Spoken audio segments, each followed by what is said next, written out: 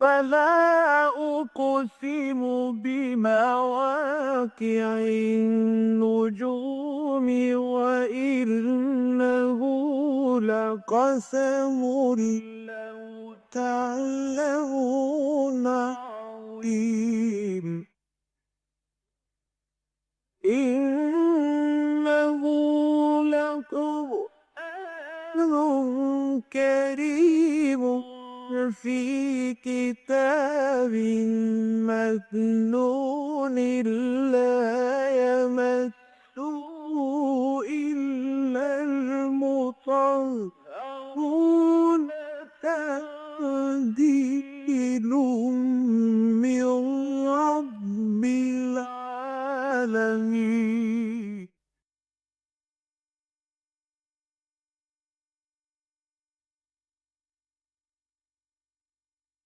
الحمد لله الحمد لله وكفى والصلاة والسلام على عباده الذين اصطفى خصوصا على أفضلهم وخاتم النبيين محمد الأمين وعلى آله وصحبه أجمعين. أما بعد فقد قال الله تبارك وتعالى كما ورد في سورة آل عمران: أعوذ بالله من الشيطان الرجيم بسم الله الرحمن الرحيم ألم تر إلى الذين أوتوا نصيبا من الكتاب يدعون إلى كتاب الله ليحكم بينهم ثم يتولى فريق منهم وهم معرضون ذلك بأنهم قالوا لن تمسنا النار إلا أياما معدودات وغرهم في دينهم ما كانوا يفترون فكيف إذا جمعناهم ليوم لا ريب فيه ووفيت كل نفس ما كسبت وهم لا يظلمون. صدق الله العظيم.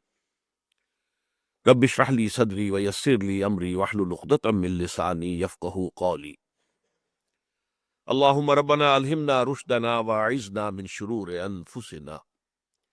اللهم ارنا الحق حقا وارزقنا اتباعه وارنا الباطل باطلا وارزقنا اجتنابه. آمین یا رب العالمین. الم تر الی الذین اوتوا نصیبا من الکتاب، سورہ بقرہ کی طرح سورہ آل عمران میں بھی جیسا کہ ہم دیکھ چکے ہیں جہاں اہل ایمان سے خطاب ہے وہاں ساتھ ساتھ اہل کتاب سے بھی ہے، جو بنی اسرائیل یہودی مدینے کے اندر موجود تھے، 3 بڑے قبیلے، اگرچہ ان میں سے ایک کا اخراج ہو چکا تھا غزوہ بدر کے فوراً بعد، بنو قینقاع کا، لیکن 2 بڑے قبیلے اب بھی موجود تھے، بنو نذیر بھی تھے اور بنو قریظہ بھی تھے، تو ان کے معاملات بھی سائیڈ بائی سائیڈ یہ زیر بحث آتے ہیں ان دونوں صورتوں کے اندر۔ اور ان میں ایک حکمت یہ بھی ہے کہ چونکہ یہ بھی اصل میں سابقہ امت مسلمہ تھے، تو گویا کہ ایک مسلمان امت میں جب زوال کا عمل ان پر طاری ہوتا ہے تو جو برائیاں پیدا ہوتی ہیں وہ تھی کہ جو ان کے اندر پیدا ہوئیں، جن کی نشاندہی قرآن مجید کر رہا ہے۔ اس اعتبار سے گویا کہ موجودہ امت مسلمہ یعنی امت محمد علیہ صاحب صلاۃ والسلام کے لیے ایک مستقبل کے لیے تنبیہ بھی بن جاتی ہے کہ کہیں ایسا نہ ہو کہ تم بھی انہی راستوں پر چلو اور ایسے ہی غلط خیالات تمہارے اندر بھی پیدا ہو جائے۔ اس میں سے ایک کا تذکرہ ہو رہا ہے، الم تر الی الذین اوتوا نصیبا من الکتاب، کیا تم نے دیکھا نہیں ان لوگوں کی جانب جنہیں کتاب کا ایک حصہ دیا گیا تھا۔ یہ بات میں اس سے پہلے کئی مرتبہ عرض کر چکا ہوں کہ جہاں اہل کتاب کا کسی مدح کے مقام میں ذکر ہوتا ہے وہاں وہ ہوتا ہے معروف، الذین آتیناہم الکتاب، جنہیں ہم نے کتاب دی۔ اور جہاں کوئی مذمت کا معاملہ ہوتا ہے، تنقید، ان کی کسی خامی کی نشاندہی، الذین اوتوا الکتاب، وہ پھر مجہول کا صیغہ آتا ہے، وہ لوگ جنہیں کتاب دی گئی تھی۔ یہاں نصیبا من الکتاب کہا گیا تو یہ لفظ اس اعتبار سے بہت اہم ہے کہ 2 مفہوم ہے۔ ایک تو یہ ہے کہ در حقیقت یہ الکتاب ایک ہی حقیقت ہے کہ جو ابتدا سے انتہا تک اس کے مختلف ایڈیشنز ہیں جو آتے رہے ہیں، اس کا فائنل کمپلیٹ ایڈیشن قرآن مجید ہے۔ تو چاہے نام بدل گئے، تورات ہے، انجیل ہے، لیکن اصل میں تو وہ الکتاب وہی ہے اللہ تعالیٰ کی طرف سے، جس کا کہ حضرت آدم علیہ السلام سے بالکل ابتدا میں کہہ دیا گیا تھا فَإِمَّا يَأْتِيَنَّكُم مِّنِّي هُدًى فَمَن تَبِعَ هُدَايَ فَلَا خَوْفٌ عَلَيْهِمْ وَلَا هُمْ يَحْزَنُونَ۔ یہ ہدایت جیسے جیسے آتی رہی وہی الکتاب ہے۔ البتہ اس الکتاب کے فارمر ایڈیشنز جو ہیں وہ تورات، انجیل، زبور وغیرہ، صحف ابراہیم، اس کا فائنل ایڈیشن، کمپلیٹ ایڈیشن یہ قرآن مجید ہے۔ تو گویا کہ انہیں اصل الکتاب میں سے کچھ حصہ ملا تھا، پوری الکتاب تو در حقیقت اس امت مسلمہ کو، امت محمد کو ملی ہے بشکل قرآن حکیم۔ ایک دوسری بات یہ بھی کہی گئی ہے بعض مفسرین کی جانب سے کہ اس میں اشارہ ہے کہ اصل میں جو کتابیں انہیں دی گئی تھی وہ بھی بتمام و کمال محفوظ نہیں رہی تھی، تو اس کا جو بھی بچا کھچا حصہ ان کے پاس محفوظ رہ گیا تھا اس کی طرف اشارہ ہو رہا، نصیب من الکتاب۔ انہیں پوری کتاب تو نہیں ملی، اس لیے کہ ہمیں معلوم ہے کہ 587 قبل مسیح، حضرت عیسیٰ سے بھی 600 برس قبل، یعنی حضور کی بعثت سے 1200 سال قبل تورات دنیا سے غائب ہو چکی تھی۔ نبوکدنضر نے جب حملہ کیا یروشلم پر، اور جو حضرت سلیمان کا بنایا ہوا معبد تھا ہیکل سلیمانی، اسے مسمار کیا ہے، تو اس کے بعد سے دنیا میں وہ اصل تورات کبھی نہیں رہی۔ البتہ یہ کہ کوئی 100-150 برس کے بعد پھر یادداشت سے زبانی جو بھی لوگوں کو کچھ یاد تھا اسے جمع کر کے تو یہ تورات جو ہے پھر مرتب کی گئی ہے۔ بہرحال یہ دونوں مفہوم اس کے ہو سکتے ہیں۔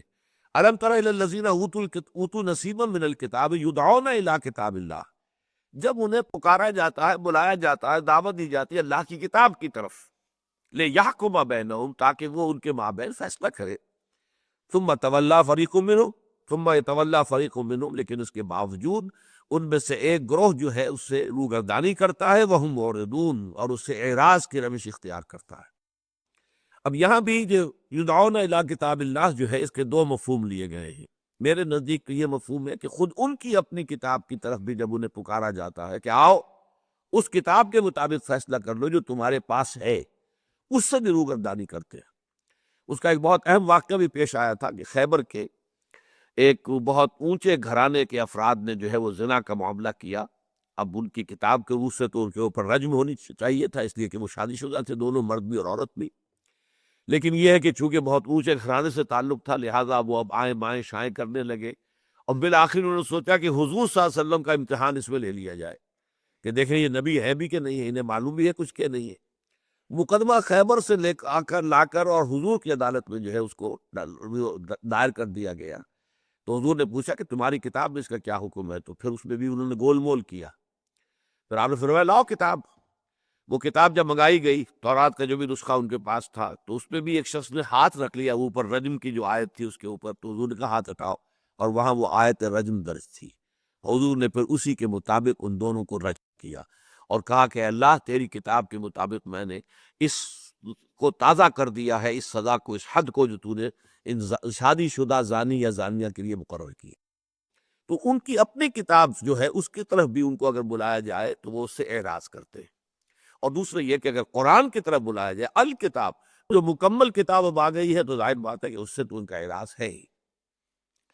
یہ کس لیے ہے؟ اب اگلی آیت میں اس میں ان کی تشخیص کی جا رہی ہے کہ یہ اتنی بڑی، یوں سمجھیے کہ ایک امت، ایک قوم یا افراد کے جو مدعی ہوں اللہ پر ایمان کے اور کتاب پر ایمان کے اور رسول پر ایمان کے، کیسے ممکن ہے کہ وہ یہ روش اختیار کریں کہ وہ اللہ کی کتاب کو اپنا حکم ماننے کے لیے تیار نہ ہو؟ کیسے ممکن ہے کہ وہ اعراض کرے اللہ کی کتاب کی شریعت سے؟ تو اس کا اب جواب دیا جا رہا ہے کہ کیوں ہو گیا، کیسے ہو گیا۔ بِأَنَّ ذَلِكَ بِأَنَّهُمْ قَالُوا لَن تَمَسَّنَا النَّارُ إِلَّا أَيَّامًا مَّعْدُودَاتٍ، یہ اس لیے ہوا کہ انہوں نے یہ کہا، یہ گھڑ لی بات، یہ من گھڑت، ان کی وشفل تھنکنگ جو ہے، ان کی امانی میں یہ شامل ہے کہ انہوں نے یہ کہا کہ ہمیں تو آگ نہیں چھو سکتی ہرگز مگر گنتی کے چند دن، ایام معدودات، 2-3 دن۔ معدودات کا لفظ سورہ بقرہ میں 2 دفعہ آ چکا ہے۔ رمضان کا بھی جو ابتدائی حکم تھا، کتب علیکم الصیام کما کتب علی الذین من قبلکم لعلکم تتقون ایام معدودات۔ پھر حج کے ضمن میں آیا کہ جب کہ منا میں قیام کا معاملہ ہے وہ 2 دن ہو یا 3 دن ہو، ایام معدودات، وہی لفظ یہاں آ رہا ہے۔ تو ان کے عقیدے میں یہ چیز شامل ہو گئی تھی کہ ہم تو ابراہیم کی اولاد ہیں، اسحاق کی نسل سے ہیں، یعقوب کی اولاد ہیں، نحن ابناء اللہ و احباؤہ، ہم تو اللہ کے بڑے چہیتے ہیں، اس کے بیٹوں کے مانند ہیں، بہت لاڈلے ہیں، ہمیں کیسے جہنم چھو سکتی ہے؟ ہاں، لوگوں کی آنکھوں میں دھول جھونکنے کی خاطر اللہ تعالیٰ جو ہے کوئی فراڈ ہی کرنا چاہے گا تو بہرحال باقی اپنی تمام مخلوق جو ہے اس کی آنکھوں میں کچھ نہ کچھ تو دھول جھونکنی ہوگی، تو ہمیں صرف ایسے ہی خانہ پوری کے لیے جہنم میں داخل کر دیں گے ہمارے بد اعمال ہوئے اگر، اس کے بعد ہمیں فوراً نکال لیا جائے گا، 2 دن 3 دن یا 4 دن پالتی، یہ بس یہ 10 تک کا معاملہ ہوگا۔ معدودات جو ہے وہ جمع قلت کا یہ وزن ہے، اور یہ 10 سے کم پر ہوتا ہے۔ اتنے دنوں پر تو ہمارا ہو سکتا ہے، باقی اس کے علاوہ نہیں۔ اب ظاہر بات ہے کہ جب یہ عقیدہ کسی کے دل میں بیٹھ جائے تو پھر اسے حلال حرام کی تمیز کرنے کی ضرورت کیا ہے؟ کہیں مفاد اگر اس کا ہے، چاہے وہ حرام میں ہے، وہ تو مفاد کو ترجیح دے گا اور حرام کا ارتکاب کرے گا۔ خامخواہ کوئی فرض جو ہے اس کو ادا کرے، اس میں تکلیفیں اٹھائے، مصائب جھیلے، بھوک برداشت کرے، مصیبت جو ہے اس کو برداشت کرے، کیوں؟ کائے کے لیے؟ اصل شے جو ہے انسان کو سیدھا رکھنے والی شے وہ ہے آخرت پر یقین اور ایمان کی بات۔ اگر آخرت کا یقین اور ایمان نہیں ہے تو بقیہ دونوں ایمانیات جو ہیں، ایمان باللہ جو ہے یہ بھی ذات و صفات کی ایک بحث بن کر رہ جائے گا۔ جس طرح علامہ اقبال نے کہا ہے کہ زندہ قوت تھی زمانے میں یہ توحید کبھی، اور اب کیا ہے؟ فقط ایک مسئلہ علم کلام، وہ پھر مسئلہ علم کلام بن جائے گا۔ ہے صفات ذات حق، حق سے جدا یا عین ذات، اب یہ بحثیں ہوں گی، بس اور کچھ نہیں ہوگا۔ اسی طرح ایمان بالرسالت کا مطلب کیا ہوگا؟ عشق رسول، عشق رسول، رسول کی تعریف میں وضع میں زمین و آسمان کے کلابے ملا دو، رسول کو اللہ سے جا ملاؤ، اللہ سے بھی اونچا کر دو، لیکن یہ کہ عمل نظر نہیں آئے گا آپ کو، اتباع رسول نظر نہیں آئے گا جب تک کہ آخرت کا یقین نہ ہو۔ اصل شے جو فیصلہ کن ہے انسان کے عملی رویے اور روش کے معاملے میں، وہ ظاہر بات ہے کہ وہ ہے ایمان بالآخرہ۔ اگر یقین ہے کہ مرنے کے بعد جی اٹھنا ہے، حساب کتاب ہے، جزا و سزا ہے، دوزخ اور جنت جو ہیں وہ حقائق ہیں، جیسے کہ وہ حضور کی جو رات کی ایک دعا ہوتی تھی تہجد کی دعاؤں میں سے، انت الحق ووعدک الحق وقولک حق ولقاؤک حق والجنت حق والنار حق والساعة حق ومحمد حق والنبیون حق والقرآن حق۔ اگر ان حقائق پر اگر ایمان ہے، اور اس میں ظاہر بات ہے کہ بعد سے بعد الموت، جزا و سزا، حساب کتاب، جنت اور دوزخ، ان پر ایمان لازم ہے۔ کسی بھی بحث، کسی بھی طریقے سے اگر یہ گرفت جو ہے ڈھیلی پڑ جائے، وہ چاہے شفاعت باطلہ کا تصور ہو، ہاں ہے تو صحیح، ریزریکشن بھی ہے، دوبارہ جی اٹھیں گے، لیکن ہمارے جو ہے وہ موجود ہیں سفارش کرنے والے، اور ان کا زور چلتا ہے، ان کی بات اللہ نہیں ٹال سکے گا، لہذا وہ تو ہمارے لیے کوئی ایسی خطرے والی بات نہیں ہے۔ تو شفاعت باطلہ کا تصور آ جائے، یا کوئی اور تصور موجود ہو، خود اپنے بارے میں احساس ہو، نحن ابناء اللہ واحباؤہ، ہم تو اللہ کے بیٹوں کے مانند بڑے چہیتے ہیں، اس سے بھی یہ باطل ہو جائے گا۔ اب آپ غور کیجئے، بین ہی یہ شے مسلمانوں میں آ چکی ہے، اور اس میں ذرا باریک سا فرق ہے، اس فرق کو اگر ملحوظ نہ رکھا جائے تو بہت بڑی گمراہی ہے۔ وہ فرق کیا ہے؟ یہ عقیدہ صحیح ہے کہ جس شخص کے دل میں ایمان ہوگا، دل میں ایمان، چاہے وہ کمزور ہو، اگر کمزور ایمان ہے تو ظاہر بات ہے کہ نتیجہ یہ نکلے گا کہ کچھ اچھے کام بھی کرے گا، برے بھی کرے گا۔ وآخرون خلطوا عملا صالحا وآخر سیئا، یہ سورہ توبہ کے اندر ہے۔ تو اس کے مخلوط اعمال ہوں گے، اچھے بھی برے بھی، اس لیے کہ ایمان کمزور ہے۔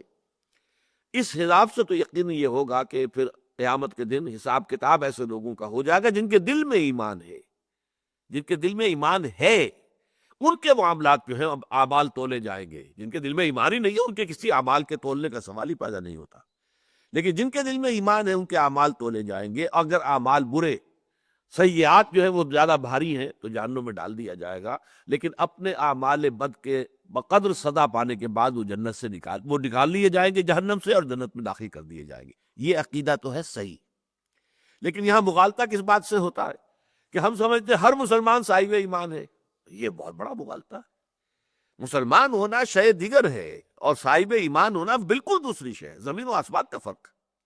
قرآن مجید میں اگر وہ آیت نہ ہوتی، سورہ حجرات کی آیت نمبر 14، تو شاید میری یہ بات لوگوں کے لیے ناقابل قبول ہوتی آخری درجے میں، لیکن وہ تو اللہ کا شکر ہے کہ سورہ حجرات کی آیت نمبر 14 موجود ہے، جس میں کہ یہ بات واضح ہو جاتی ہے کہ ایسی شکل ممکن ہے کہ ایک شخص مسلمان ہو، منافق بھی نہ ہو، لیکن مومن بھی نہ ہو۔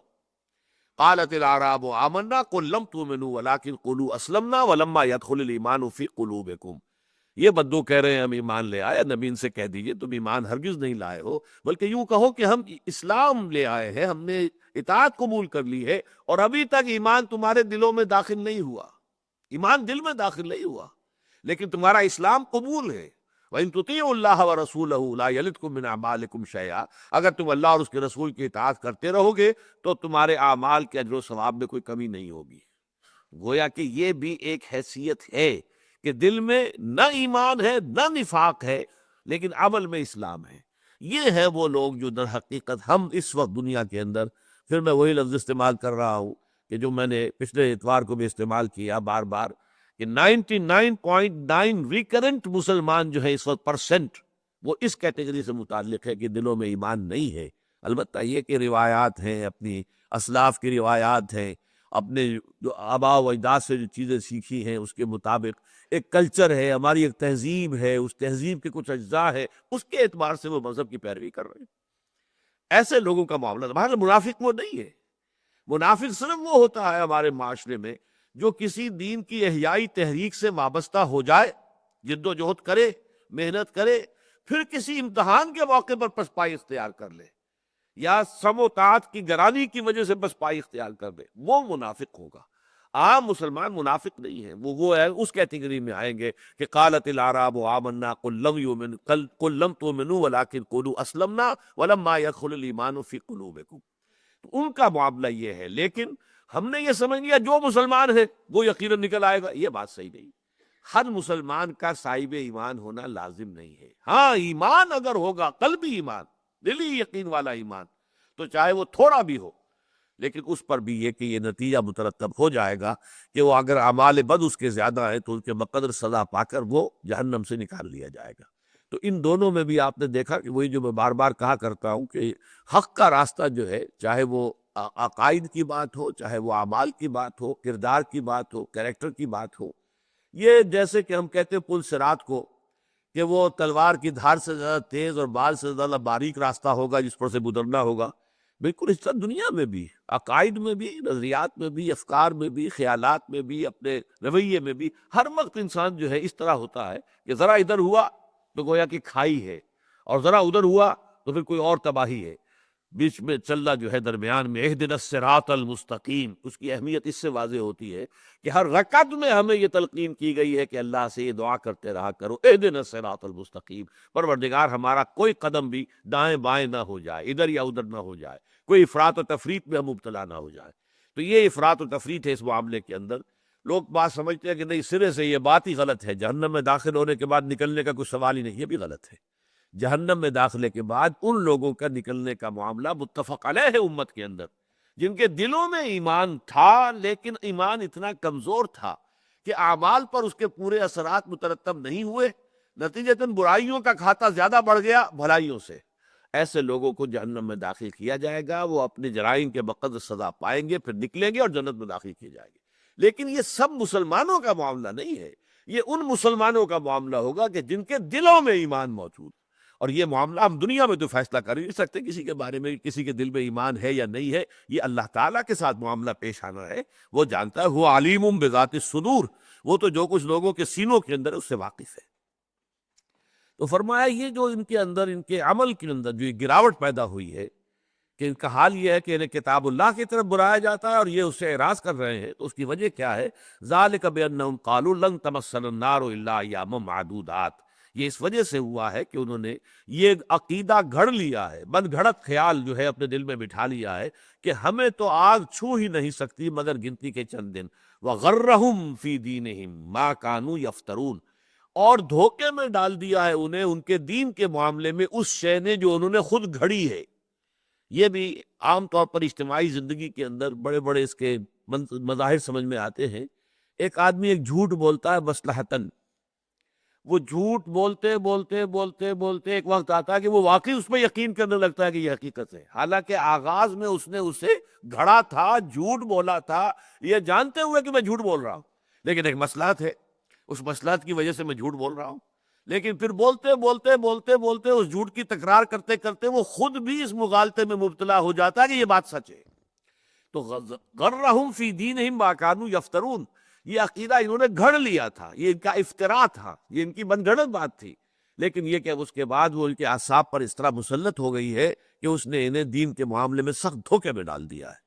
فَكَيْفَ إِذَا جَمَعْنَاهُمْ لِيَوْمٍ لَا رَيْبَ فِيهِ، اب یہ جو ہے سوالیہ نشان، کیفا کیا ہوگا اس دن. اب اس کیا ہوگا اس انداز میں، اس اسلوب کے اندر قیامت مضمر ہے. کیا ہوگا اس دن جب کہ ہم جمع کریں گے ان سب کو، اس دن کے جس دن کے آنے میں کوئی شک نہیں. فَكَيْفَ إِذَا جَمَعْنَاهُمْ لِيَوْمٍ لَا رَيْبَ فِيهِ وَوُفِّيَتْ كُلُّ نَفْسٍ مَا كَسَبَتْ، اور ہر نفس کو، ہر جان کو پورا پورا دے دیا جائے گا جو کچھ کہ اس نے کمایا ہوگا. یہ وفا یوفی، اوفا یوفی، وفا یفی، یہ جو ہے جس کا ان الفاظ کا جو ہے بڑا غلط استعمال کیا ہے قادیانیوں نے، کہ ہم وفات کے ایک ہی معنی جانتے ہیں، کسی آدمی کا مر جانا. لیکن یہ کہ عربی زبان میں اور اردو میں بھی وعدہ وفا کرنا، اب اس میں موت کا سوال تو نہیں ہے، پورا کرنا ہے، وعدہ پورا کرنا، وعدہ وفا کیا. تو اس میں جو ہے وفا یفی، اوفا یوفی، وفا یوفی، توفا یا توفی، یہ بس زمین و آسمان کا فرق ہے. استوفا یستوفی، یہ مختلف ابواب سے جب یہ مادہ آتا ہے اور اس کے مصدر بنتے ہیں تو زمین و آسمان کا فرق ہو جاتا ہے. وفا یوفی کسی کو پورا پورا دے دینا، توفا یا توفا پورا پورا لے لینا. اب یہ دینا کہاں دینا کہاں لینا. وفا یوفی، اوفا یوفی کے معنی بھی وہی ہیں، پورا پورا دینا. اور وفا یوفی میں اور تاکید ہے، بھرپور طریقے پر اس کا رتی رتی ماشا ماشا حساب بے باک کرنا، پورا پورا دے دینا. یہ ہے وفا یوفی. اور توفا یا توفا، پورا پورا لے لینا، چھوڑنا نہیں کچھ بھی، جو بھی حق ہے وہ پورا لے لینا. تو یہاں ہے وَوُفِّيَتْ كُلُّ نَفْسٍ مَا كَسَبَتْ، ہر جان نے جو کچھ کمایا ہوگا پورا پورا اس کو دے دیا جائے گا. وَهُمْ لَا يُظْلَمُونَ، اور کسی پر کوئی ظلم نہیں ہوگا. قُلِ اللَّهُمَّ مَالِكَ الْمُلْكِ، یہ اس سورہ مبارکہ میں یہ مقامات دعا کے جو ہیں، اور جس طرح سے تلقین آ رہی ہے شروع سے ہم دیکھ رہے ہیں، پہلے رکوع میں بھی تھی، اس کے بعد پھر آئی، اب پھر تیسری مرتبہ یہ انداز ہے. قل اللہم مالک الملک، اس میں جو ایک تفویض الامر الی اللہ کی کیفیت آتی ہے. اس کائنات میں جو کچھ ہو رہا ہے وہ اللہ کے اذن سے، اس کے حکم سے، اس کی مشیت سے، اس کی ایک تدبیر ہے. اس میں جو تھوڑا سا انسان کو اپنی کم فہمی کی وجہ سے مغالطہ ہو جاتا ہے، وہ بھی دیکھیے وہی، وہ جو تلوار کی دھار سے تیز اور بال سے زیادہ باریک. ایک طرف یہ بات ہے کہ پتہ تک نہیں ہل سکتا جب تک کہ اذن رب نہ ہو، ہم کچھ کر ہی نہیں سکتے جب تک کہ اللہ نہ چاہے. دوسری طرف یہ کہ ہم مختار ہیں، ہمیں اختیار ہے، ہمیں چوائس دیا گیا ہے، اسی لیے ہم اللہ کے ہاں مکلف ہیں، جواب دہ ہیں، مسئول ہیں، اکاؤنٹیبل ہیں. اب یہ دونوں انتہا ہیں، جبر اور قدر. اگر اللہ ہر شے پر غالب ہے، محیط ہے، کوئی شے اس کی مرضی کے بغیر، اس کے اذن کے بغیر حرکت تک نہیں کر سکتی، تو گویا کہ ایک طرح کا جبر کی کیفیت سامنے آ جاتی ہے. اور یہ کہ ہم مختار ہیں، اما شاکرم و اما کفورا، چاہے تو شکر گزار بنے، چاہے ناشکرے بن جائے. فمن شاء فلیؤمن ومن شاء فلیکفر، جو چاہے وہ ایمان لے آئے، جو چاہے کفر کرے. اب ہمارا اختیار ہے. تو جبر و قدر کی پوری بحث اس میں بھی یہ ہے کہ در حقیقت اللہ کی وہ عظمت اتنی ہے، وہ اپنی تدبیر امر کر رہا ہے، لیکن اس کے نیچے تمہارا جو ہے معاملہ، آٹونومی تمہاری بھی موجود ہے. تم جو کچھ کرتے ہو اپنی مرضی سے کرتے ہو، اپنے اختیار کو استعمال کرتے ہوئے کرتے ہو، لیکن اللہ اس کو اپنی جو بڑی اسکیم ہے اس کے اندر ایسا فٹ کرتا ہے کہ معلوم ہوتا ہے کہ گویا کہ یہ اس کے حکم سے ہوا ہے، یہ اس کی مشیت کے تحت ہوا ہے، اور اس سے اللہ تعالیٰ کی کوئی بہت بڑی حکمت پوری ہو گئی. اگرچہ وہ کام آپ نے کیا ہے، آپ کا اپنا ارادہ تھا، چوائس آپ کا تھا، جس کے لیے آپ اللہ تعالیٰ کے ہاں جواب دہ ہے، چاہے آپ کو بدلہ ملے گا اور چاہے آپ کو سزا ملے گی، اس لیے کہ اس کے لیے ارادہ آپ کا تھا. لیکن یہ کہ اللہ تعالیٰ اسے فٹ کر لیتا ہے اپنی وہ جو بالا تر ایک سکیم ہے، یدبر الامر من السماء الی الارض، وہ جو تدبیر امر ہو رہی ہے آسمان سے زمین کی طرف، اس پوری کائناتی کاسمولوجیکل جو یہ کنگڈم ہے اللہ کی، دائی کنگڈم کم، اس میں جو بھی ہو رہا ہے تو وہ ساری چیزیں تدبیر خداوندی میں. واللہ غالب علی امرہ ولکن اکثر الناس لا یعلمون. اب ظاہر بات ہے کہ حضرت یوسف کے بھائیوں نے تو انہیں جو ہے وہ اندھے کنویں میں جھونک دیا تھا، اور سمجھتے تھے کہ مر جائے گا یا کوئی لے جائے گا اٹھا کر، وہ کہیں بس ہمارے سر سے ہی مصیبت ٹل جائے گی. اللہ نے اسی کو ذریعہ بنا دیا، مصر پہنچا دیا، ایک بڑے اونچے محل میں پہنچا دیا، پھر یہ کہ وہاں کے ایک بہت بڑے منصب پر پہنچا دیا. تو اللہ تعالیٰ کی اپنی تدبیر ہے، کرنے والوں نے جو کچھ کیا تھا وہ اس کے مسئول ہیں، اس کے ذمہ دار ہیں، لیکن اللہ کی تدبیر میں وہی شے فٹ بیٹھ گئی ہے، اور اس نے جو اس میں اپنا جو بھی اس کا ارادہ تھا اس نے پورا کر لیا. یہ کیفیت جو ہے ان دو آیات کے اندر جو ہے اصل اس کا ایسنس ہے. قل اللہم مالک الملک، کہو اے اللہ جو تمام ملک کا مالک ہے، کائنات ارضی و سماوی کل کی کل اس کا مالک تو ہے۔ مالک بھی ہے، ملک بھی ہے، اور مالک اور ملک عربی زبان کے اعتبار سے ایک ہی لفظ ہے۔ مالک یوم الدین بھی ہے، مالک یوم الدین بھی ہے۔ اسی لیے میم لام کاف لکھیں گے سورہ فاتحہ جب بھی آپ لکھیں گے تو تیسری آیت جو مالک یوم الدین لکھیں گے، میم الف لام کاف نہیں لکھیں گے، وہ غلط ہو جائے گا۔ میم کھڑا زبر لام کاف، لکھنے میں میم اور لام اور کاف آئے گا۔ پڑھنے میں اگر کھڑا زبر ہے تو مالک ہو گیا، اور اگر پڑا زبر ہے تو ملک ہو گیا۔ مالک یوم الدین، ملک یوم الدین۔ تو قل اللہم مالک الملک تؤتی الملک من تشاء، تو دیتا ہے حکومت جس کو چاہے، تیرا اختیار ہوتا ہے۔ حالانکہ ظاہر بات ہے دنیا میں کھیل ہو رہا ہے، لوگ محنت کر رہے ہیں، شہزادے لڑ رہے ہیں، اورنگزیب کی جنگ ہو رہی ہے اپنے بھائیوں کے ساتھ، یہ سب اپنے اپنا جو ہے داؤ لگا رہے ہیں، لیکن یہ اللہ کا فیصلہ کچھ اور ہے، اور وہ فیصلہ جو ہے وہ اپنے اس فیصلے کے مطابق اس کا فیصلہ جو ہے اس روب عمل آ جائے گا۔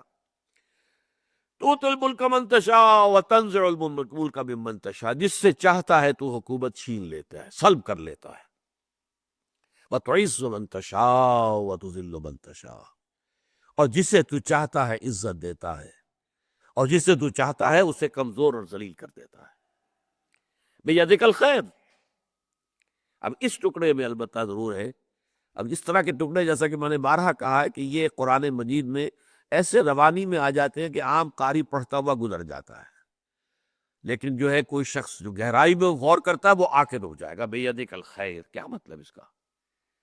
ایک مرتبہ تو یہ کہ کل کا کل خیر تیرے ہاتھ میں ہے، یعنی جس کو مانگنا ہو خیر اللہ سے مانگے، کل خیر اس کے ہاتھ میں ہے، تو دعا اس سے کرو گے، کسی اور سے نہیں کرو گے۔ لیکن اس کا ایک مفہوم اور بھی ہے، تیرے ہاتھ میں خیر ہی خیر ہے، تو جو کچھ کرتا ہے اس میں خیر ہی ہوتا ہے، چاہے بظاہر وہ ہمیں شر نظر آئے۔ میرا حادثہ ہو گیا، میری ہڈی ٹوٹ گئی، میرے لیے شر ہے، لیکن پتہ نہیں اللہ نے کون سی بڑی مصیبت سے مجھے بچایا ہے اس حادثے کی وجہ سے۔ وہ جو معاملہ سورہ کہف میں آتا ہے کہ وہ بیچارے غریب جو کام کرتے تھے اور اپنی کشتی میں سواریاں ادھر سے ادھر لے گئے، 2 پیسے فی پھیرا کرایہ لے رہے تھے، اپنی روزی کما رہے تھے، تو وہ آپ کو معلوم ہے کہ حضرت خضر نے ان کی ایک تختہ توڑ دیا۔ اب وہ رو رہے ہوں کہ ہمارا تو واحد ذریعہ یہ ہے، اور اس کے اندر بھی دیکھو یہ ٹوٹ گئی بیچاری، اب کتنے دن ہمیں لگ جائیں گے، مرمت کرانی پڑے گی۔ اتنے دن کی روزی تو گئی نا، ڈوبی نہیں بچ گئی، لیکن یہ کہ بہرحال اتنے دن کی روزی تو گئی۔ لیکن انہیں نہیں پتا تھا کہ در حقیقت یہ پوری کشتی جا رہی تھی آگے، ایک بادشاہ تھا جو غصب کر رہا تھا، ہر صحیح کشتی کو وہ ضبط کر رہا تھا، وہ بچ گئی کہ یہ تو ٹوٹی ہوئی، جانے دو اس کو، پوری کشتی بچ گئی بھائی تمہارے لیے، تو یہ تمہارے لیے خیر تھا کہ شر؟ بچہ مر گیا، اب رو رہے ہوں گے والدین، فرض کیا کہ اکلوتا ہی بچہ تھا، لیکن انہیں کیا پتا کہ یہ بچہ اگر جوان ہوتا، اس کے جینز جو ہے اس میں بڑی شرارت تھی، سرکشی تھی، یہ بڑا ہوتا تو تمہارے لیے سہانے روح بن جاتا۔ تو اللہ نے یہ چاہا کہ اس کو واپس لے لیا جائے، تمہیں بچایا ہے اس کے ظلم سے، اس کی طرف سے جو تمہارے اوپر آنے والی تھی سختیاں، اس سے تمہیں بچا لیا ہے۔ تم رو رہے ہو اس لیے کہ تمہیں تو معلوم نہیں ہے، تم تو ظاہر کو دیکھ رہے ہو۔ آسان تحبوا شیئا وہو شر لکم وآسان تکرہوا شیئا وہو خیر لکم، یہ عین ممکن ہے کہ تم کسی شے کو ناپسند کرو در حال ہے کہ اسی میں تمہارا خیر ہو، اور یہ بھی عین ممکن ہے کہ کسی شے کو تم محبوب رکھو، پسند کرو، در حال ہے کہ وہ تمہارے لیے شر ہو حقیقت کے اعتبار سے۔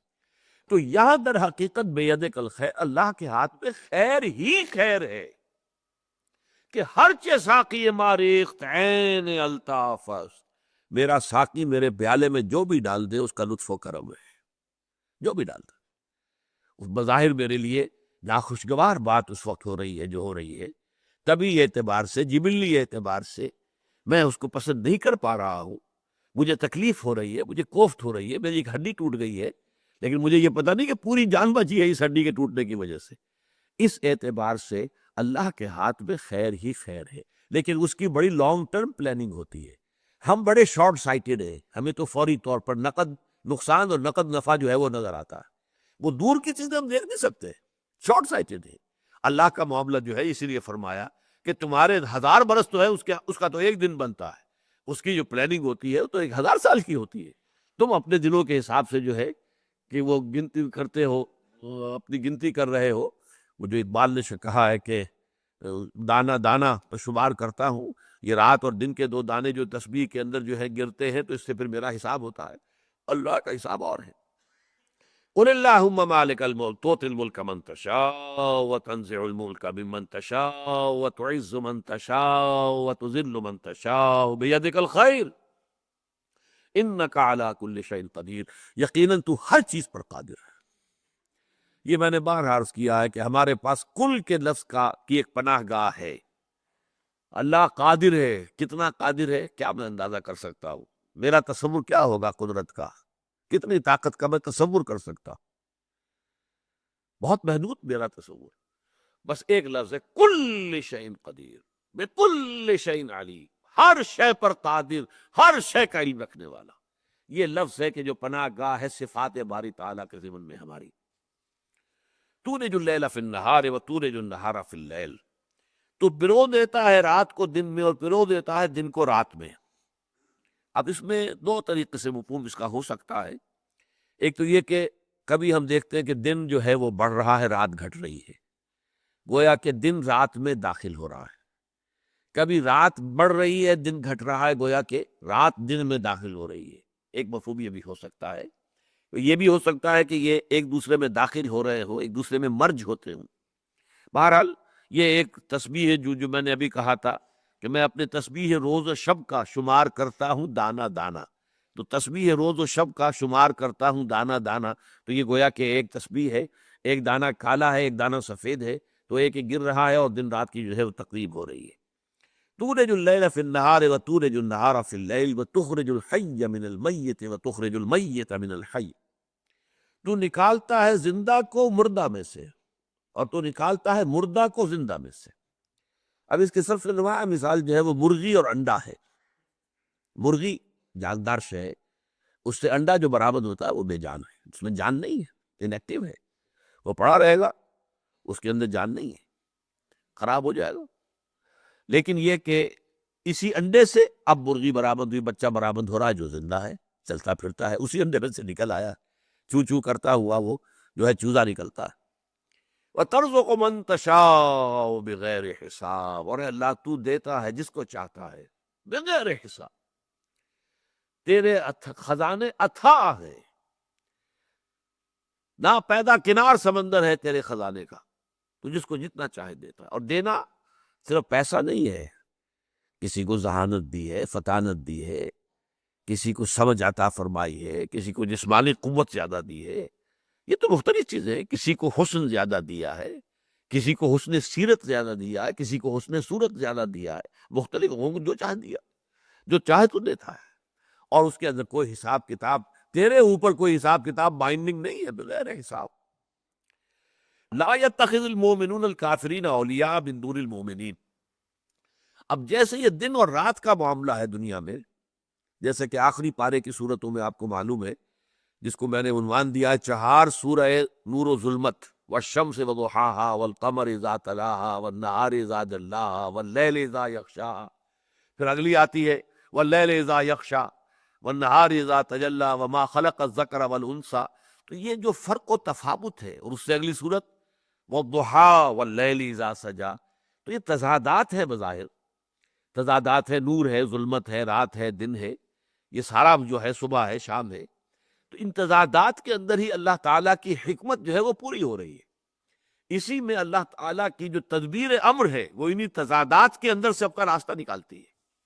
اب ایک تضاد ہے کفر اور اسلام، ایک یہ تضاد بھی دنیا میں ابتدا سے چلا آ رہا ہے، ستیزہ کار رہا ہے ازل سے تا امروز، چراغ مصطفی سے شرار بولا بھی، یہ حق و باطل کی کشاکش جو ہے یہ چلی آ رہی ہے۔ ابلیس اور حضرت آدم علیہ السلام، ان دونوں کے درمیان جو دشمنی کی گرہ پڑ گئی تھی، وہ گرہ ہے کہ جو اب چل رہی ہے اور کھلتی چلی جا رہی ہے، مسلسل کھل رہی ہے، اس کے مختلف شاخیں پیدا ہو رہی ہیں، اور قیامت تک وہ ابلیس میں سمجھتا ہوں کہ بل آخر وہ، جیسا کہ ایک ویسے تو وہ نظم جو ہے وہ بڑی کنٹروورشیل سی ہے، لیکن یہ کہ آخر بجہاں صورت یار برآمد، اس کا ایک مصرع یہ ہے کہ آخر میں وہ یار نبی اکرم صلی اللہ علیہ وسلم کی صورت میں اللہ تعالیٰ نے گویا کہ خود ظہور کر لیا، معاذ اللہ، لیکن یہ جیسا کہ میں نے کہا تھا کہ یہ اب شاعرانہ تصور ہے، آخر بجا صورت یار میں آپ برآمد اور محبوب جہاں شد. اسی طرح میں صرف اس کا حوالہ دے رہا ہوں، میں یہ شعر اس وقت آپ کو پڑھا نہیں رہا ہوں، نہ اس کے مفہوم پر بحث ہے کوئی، اصل میں اس کے حوالے سے کہہ رہا ہوں. آخر کار اس جنگ کی جو انتہا ہوگی وہ یہ ہے کہ وہ کم وقت ابلیس جو ہے، عزازیل جن، وہ خود دجال اکبر کی شکل اختیار کر کے دنیا میں آئے گا اور خدائی کا دعویٰ کرے گا، اور جن کے ایمان بھی کمزور ہوں گے وہ اس پر ایمان لے آئیں گے، اس لیے کہ رزق کے سارے خزانے اس کے ہاتھ میں آ چکے ہوں. ویسے تو اس کی طرف دنیا بڑی تیزی سے جا رہی ہے، بڑی تیزی سے جا رہی ہے. اب تو جو معاہدات ہو رہے ہیں، گلوبلائزیشن ہو رہی ہے، اس کے بعد اس سے آگے جو زراعت کے سلسلے میں ٹرمپ کا جو معاہدہ ہو رہا ہے، اور اس سے آگے بڑھتی جا رہی ہے چیزیں بڑی تیزی کے ساتھ. معلوم ہوگا کہ جو ہے وہ بالکل ایک مرکزی قوت ہے جس کے ہاتھ میں آ جائے گا، جس کو وہ چاہیں گے دیں گے اور جس کو نہیں چاہیں گے نہیں دیں گے. اور یہ ایک وقت میں آ کر یہ ایک شخص کی شکل میں بھی، ایک انسان کی صورت میں بھی، وہ دجال جس کے بارے میں حضور فرماتے ہیں کہ کوئی نبی اور رسول ایسا نہیں گزرا دنیا میں جس نے کہ دجال کے فتنے سے اپنی امت کو خبردار نہ کیا ہو. اور مجھے اندیشہ ہے کہ میری ہی امت کے اندر اس کا ظہور ہوگا، اور وہ بہت زبردست فتنہ ہے، تو پوری انسانی تاریخ کا عظیم ترین فتنہ وہ ہوگا. تو بہرحال ادھر معاملہ جا رہا ہے. اب یہ جو کشاکش حق و باطل ہے، اس کے ضمن میں کچھ باتیں بڑی اہم آ رہی ہیں یہاں، اس لیے کہ یہ کشاکش اس وقت مدینے کی اس چھوٹی سی بستی کے اندر، شہر کہہ لے، چھوٹی چھوٹی بستیاں تھیں اس میں اصل میں. اب یہ گڑھی ہے بنو قینقاع کی، اور یہ قلعہ ہے بنو قریظہ کا، اور یہ چند محلے ہیں کہ جو اوس کے ہیں، یہ چند محلے ہیں انصار اس کے، خزرج کے. یہ ایک مجموعہ تھا چھوٹی چھوٹی سی بستیوں کا مدینہ منورہ. اس میں جو کشاکش اس وقت جاری تھی، اور پھر اس بستی کی مجموعی طور پر کشاکش جو ہے خاص طور پر مشرکین مکہ کے ساتھ جاری تھی، اس کے اعتبار سے چند ہدایات آ رہی ہیں.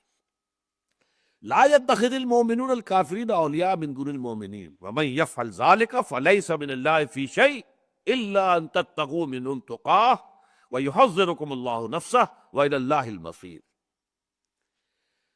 اہل ایمان ہرگز کافروں کو اپنا دوست نہ بنائیں اہل ایمان کے سوائے. یہ جو ولی ہے، اولیاء، رشتہ ولایت کسی مومن کا کسی کافر کے ساتھ ہو ہی نہیں سکتا کسی صورت میں، چاہے وہ باپ ہو اور چاہے وہ بھائی ہو اور چاہے وہ بیٹا ہو اور چاہے وہ رشتہ دار ہو، چاہے وہ بیوی ہو چاہے شوہر. ولایت کا رشتہ نہیں ہو سکتا. ہاں جو کافر کمبیٹنٹ نہیں ہے، جو آپ کے خلاف جو ہے ایکٹیو نہیں ہے، اس کے ساتھ آپ کچھ مراسم رکھ سکتے ہیں، لیکن وہ جو رشتہ ولایت ہے، دلی محبت، وہ پھر بھی نہیں ہوگا. اس لیے کہ اگر دلی محبت اس کے ساتھ ہے تو اس کا مطلب یہ ہے کہ حق و باطل کے مابین آپ کا رویہ صحیح نہیں ہے. وَمَن يَكْفُرْ بِالطَّاغُوتِ وَيُؤْمِن بِاللَّهِ. کفر بالطاغوت آپ نے کیا ہو تو کسی کافر کے ساتھ آپ کی دلی محبت کیسے ہوگی؟ ناممکن ہے. البتہ جیسے کہ سورہ ممتحنہ میں آیا ہے، اللہ روکتا نہیں ہے تمہیں ان لوگوں سے کہ جنہوں نے تم سے کبھی اللہ کے دین کے معاملے میں جنگ نہیں کی ہے، جنہوں نے تمہیں تمہارے گھروں سے نکالا نہیں ہے، تمہارے خلاف جو ہے کسی اور کا ساتھ نہیں دیا ہے، ان کے ساتھ ان تبرؤ الیہ، ان کے ساتھ اگر نیکی کا کوئی برتاؤ کرو، سلوک کرو، حسن سلوک کرو، تقسطوا، ان کے ساتھ انصاف کا معاملہ، اللہ اس سے نہیں روکتا. وہاں بھی ولایت نہیں، دوستی نہیں، محبت نہیں. یہ جو ایک دوسرے کے اوپر کچھ انحصار کرنا ہے، ایک دوسرے سے امیدیں رکھنی ہے، ایک دوسرے سے امداد کی توقع رکھنی ہے، ایک دوسرے سے محبت رکھنی، یہ سوائے اہل ایمان کے کسی صاحب ایمان کے لیے اس کا دائرہ وسیع کرنا ممکن نہیں. سورہ مجادلہ تو ختم ہوتی ہے وَلَوْ كَانُوا آبَاءَهُمْ أَوْ إِخْوَانَهُمْ أَوْ أَبْنَاءَهُمْ أَوْ عَشِيرَتَهُمْ. چاہے وہ لوگ جو ہے، چاہے وہ ان کے باپ ہوں، ان کے بھائی ہوں، ان کے بیٹے ہوں، ان کے رشتہ دار، ان کے ساتھ رشتہ ولایت نہیں ہوگا.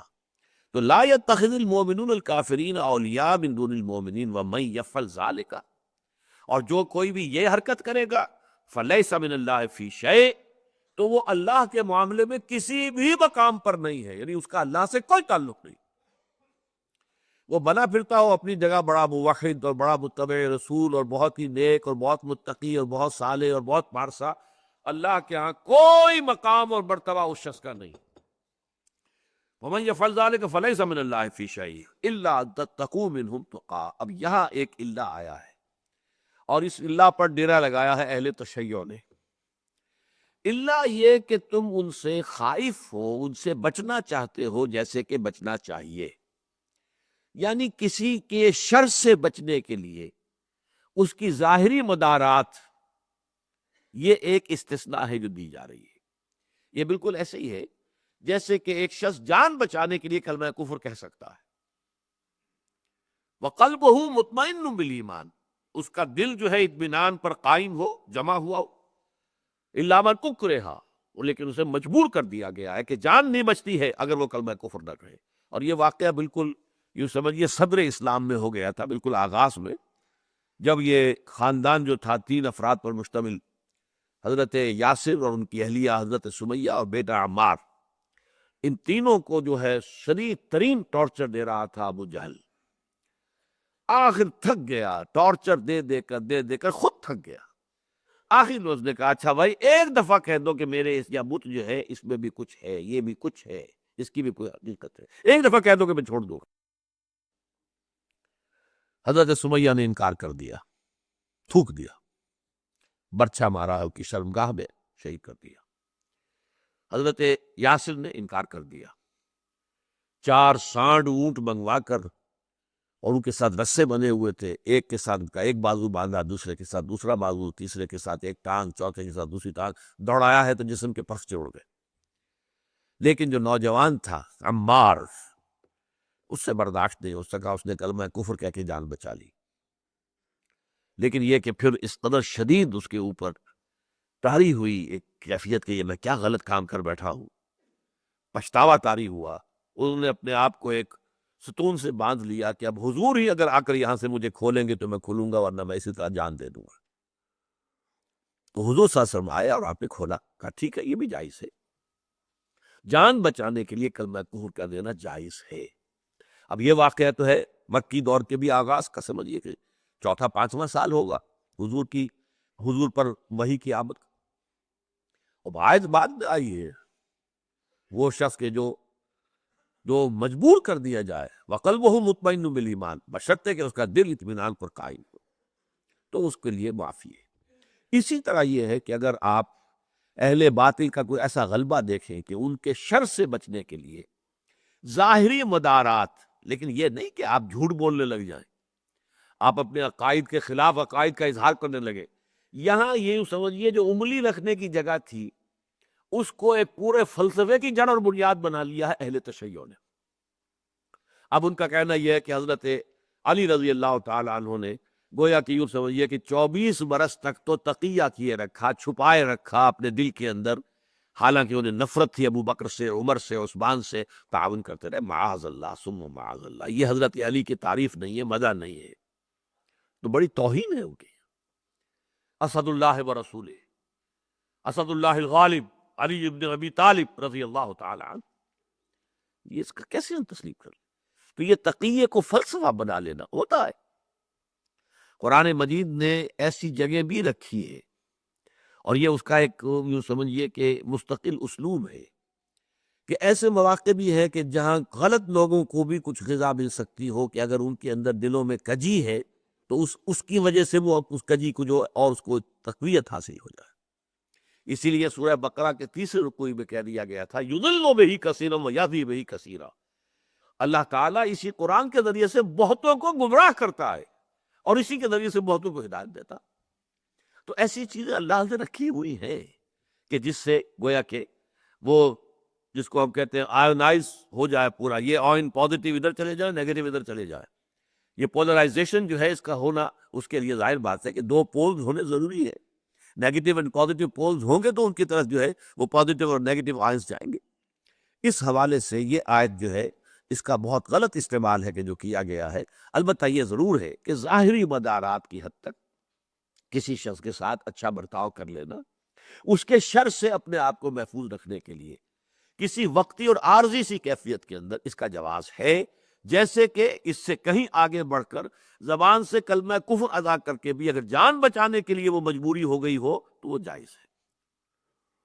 وَيُحَذِّرُكُمُ اللَّهُ نَفْسَهُ، اور اللہ تمہیں ڈراتا ہے، خبردار کرتا ہے اپنی ذات سے۔ یہ آیت اس اعتبار سے بہت عجیب ہے کہ اس میں اللہ کے لیے بھی لفظ نفس آیا ہے۔ قرآن مجید میں اس لفظ نفس کا اطلاق جو ہے اتنے مختلف معانی میں ہوا ہے کہ جو لوگ ان سب کا احاطہ نہیں رکھتے اپنے ذہن میں اور ہر جگہ اس کا جو پراپر سینس ہے اس کو سامنے نہیں رکھتے تو بڑے مغالطے ہو جاتے ہیں۔ ایک تو نفس امارہ ہے، ان النفس لامارۃ بالسوء، محدود ترین معنی میں یہ نفس کا لفظ استعمال ہوتا ہے حیوانی تقاضے، حیوانی داعیات، انسٹنکٹس، یہ جو اینیمل انسٹنکٹس ہیں ہمارے اندر، اس کے اعتبار سے ان النفس لامارۃ بالسوء، یقیناً یہ نفس جو ہے یہ برائی ہی کا حکم دیتا ہے۔ کہیں یہ پورے وجود کے لیے نفس، پوری ذات کے لیے، پوری شخصیت کے لیے، اس معنی میں اب یہ اللہ کے لیے لفظ آ رہا ہے وَيُعَذِّرَكُمُ اللَّهُ نَفْسَهُ، اس لیے کہ ایک بہت اہم موقع پر اس آیت کے حوالے سے پھر شکست دی تھی ایک عالم حقانی نے ایک سرکاری مولوی کو، جس زمانے میں کہ یہ بنو عباس کے دور میں خلق قرآن کا فتنہ کھڑا ہوا، قرآن بھی مخلوق ہے اور جو ہے خلیفہ وقت جو ہے وہ بھی اس کا قائل ہو گیا، اب وہ بڑی جبر اس کو نافذ کر رہا تھا۔ اس پر جب ایک مباحثہ ہوا ایک دربار کے اندر، دربار میں، خلیفہ کے دربار میں، تو وہاں ایک شخص نے کہا کہ بتاؤ قرآن شے ہے یا نہیں؟ کہا شے تو ہے، تو قرآن تو کہتا ہے اللہ خالق کل شے، اللہ ہر شے کا خالق ہے، تو پھر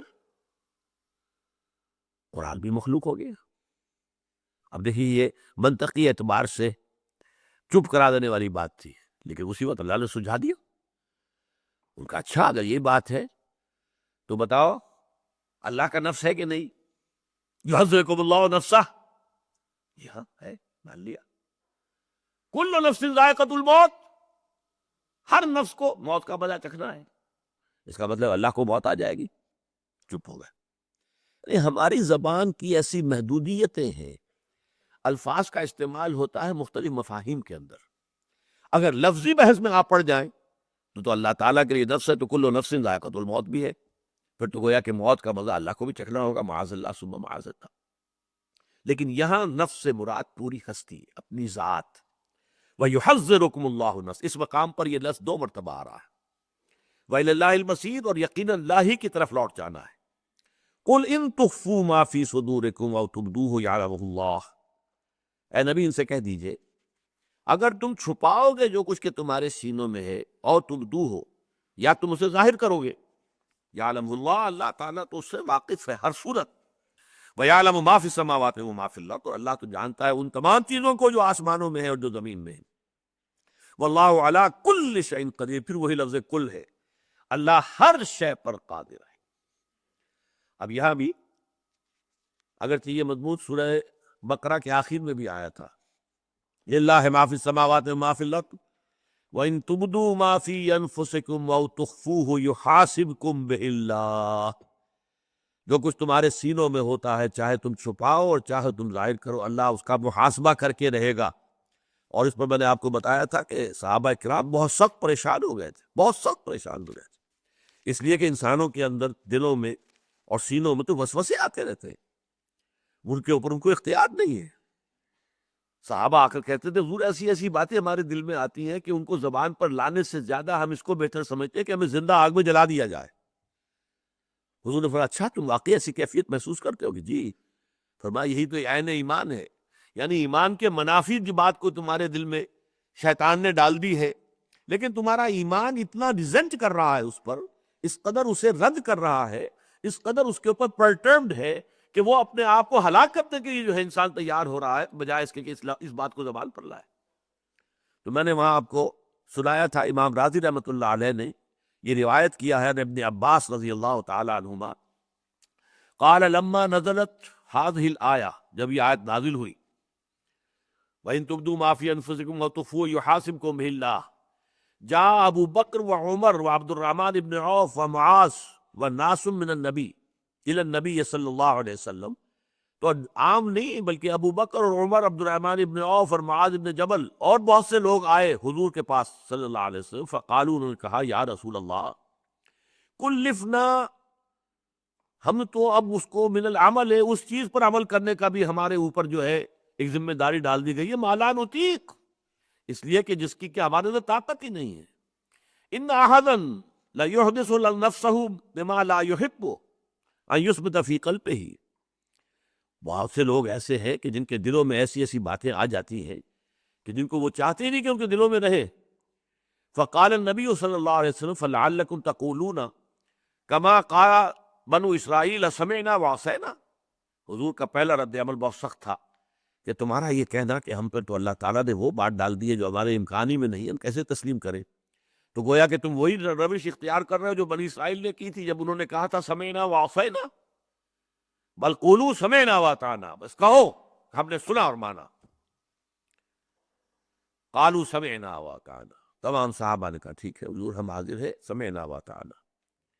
وقال النبی صلی اللہ علیہ وسلم واشتد ذلك علیہم فمکثوا فی ذلک،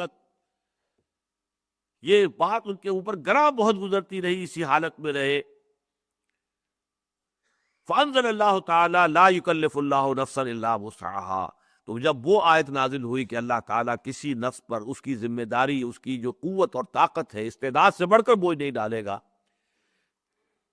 قال النبی صلی اللہ علیہ وسلم ان اللہ تجاوز عن امتی، حضور نے فرمایا آج کے بعد سے میرے امت کے اللہ تعالیٰ نے ان تمام چیزوں سے تجاوز اختیار کر لیا ہے، معافی کا اعلان کر دیا ہے۔ ما کل ما حدثوا به انفسهم، کہ جو بھی ان کے دلوں کے اندر باتیں آئیں، ما لم یعملوا به او یتکلموا به، جب تک کہ وہ اس پر عمل نہ کرے یا اس کو ظاہر نہ کرے۔ اگر زبان پر لائیں گے تو پکڑ ہو جائے گی، عمل کریں گے تو پکڑ ہو جائے گی، لیکن دل میں آنے والے خیالات کے اوپر پکڑ نہیں ہے۔ وہی بات یہاں آئی ہے قل ان تخفوا ما فی صدورکم او تبدوہ، اے نبی کہہ دیجئے کہ چاہے تم جو کچھ تمہارے سینوں میں ہے اسے چھپاؤ اور چاہے تم اسے ظاہر کرو۔ یعلم اللہ، اللہ تعالیٰ کے علم میں تو وہ بہرحال ہے۔ وَيَعْلَمُ مَا فِي السَّمَاوَاتِ وَمَا فِي الْأَرْضِ، اور وہ جانتا ہے جو کچھ کے آسمانوں میں ہے اور جو کچھ کے زمین میں ہے۔ وَاللَّهُ عَلَىٰ كُلِّ شَيْءٍ قدیر، اللہ ہر چیز پر قادر ہے۔ یوم تجد کل نفس ما عملت من خیر محضرا، جس دن کے ہر جان، اب یہ نفس آ گیا، یوم تجد کل نفس، ہر جان وہ پائے گی ما عملت من خیر محضرا وما عملت من سوء، ہر وہ شے جو اس نے اچھائی کی ہوگی اس کے سامنے موجود پائے گی، اور ہر وہ شے جو اس نے برائی کی کمائی ہوگی اپنے سامنے موجود پائے گی۔ فمن یعمل مثقال ذرۃ خیرا یرہ ومن یعمل مثقال ذرۃ شرا یرہ، یوم تجد کل نفس ما عملت من خیر محضرا وما عملت من سوء، حاضر پائے گی اپنے سامنے ہر جان جو بھی خیر اس نے کمایا تھا اور جو بھی شر۔ تود لو ان بینہا وبینہ امدا بعیدا، اس وقت انسان یہ چاہے گا، وہ جان یہ چاہے گی کاش میرے اور میرے اس اعمال نامے، میرے ان اعمال کے مابین ایک بہت طویل خلیج حائل ہو جائے، بہت فاصلہ ہو جائے، امدا بعیدا۔ وَيُحَذِّرُكُمُ اللَّهُ نَفْسَهُ، اور اللہ تعالیٰ تمہیں خبردار کر رہا ہے، ڈرا رہا ہے اپنی ذات سے۔ وَاللَّهُ رَءُوفٌ بِالْعِبَادِ، اور کہ اللہ تعالیٰ جہاں پکڑنے والا ہے، جہاں سزا دینے والا ہے، جہاں سریع الحساب ہے، شدید العقاب ہے، وہاں پر وہ واللہ رؤوف بالعباد، وہ اپنے بندوں کے حق میں بڑا مہربان بھی ہے، بہت نرم بھی ہے، بہت مہربان بھی ہے۔ قل ان کنتم تحبون اللہ فاتبعونی، اب یہ جو چند آیات ہیں ان میں بعض چیزوں کا بہت اہم موضوع جو ہے اس کا بڑا ایک جو سمجھیے کہ جامع خلاصہ آ گیا ہے۔ ایک ہے اطاعت رسول، ایک ہے اتباع رسول۔ اطاعت اور محبت دونوں کے اعتبار سے اللہ اور رسول بریکٹڈ ہے۔ اللہ کی اطاعت رسول کی اطاعت، اللہ کی محبت رسول کی محبت، یہ بریکٹڈ ہے، محبت کے اعتبار سے بھی اور اطاعت کے اعتبار سے بھی۔ لیکن اللہ کے ساتھ جب یہ اطاعت اور محبت دونوں جمع ہوتے ہیں تو اس کا مجموعہ بنتا ہے عبادت۔ رسول کے لیے جب اطاعت اور محبت جمع ہو گئے تو اس کا مجموعہ بنے گا اتباع، پیروی کرنا۔